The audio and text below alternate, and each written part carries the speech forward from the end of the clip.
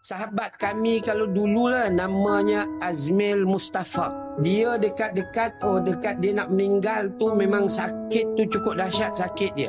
Tak boleh berjalan, mengesot pun tak boleh melainkan dia bergolek. Dan dia bergolek itu bergolek duk sah pertama ni. Tu kita yang sihat nu solat duk sah luar belakang kalau boleh. Apa perangai tak senonoh.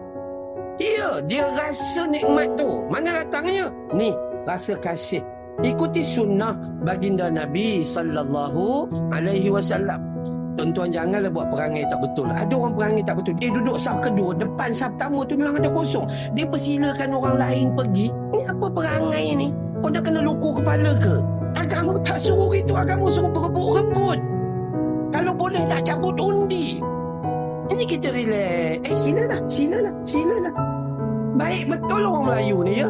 Ada benda kejap lagi makan. Ya silakan dia dulu. Tapi awak yang dulu. Ya sungguh. Ya. Time solat jangan persilakan orang. Ada ruang. Nah. Rekap beri ke depan.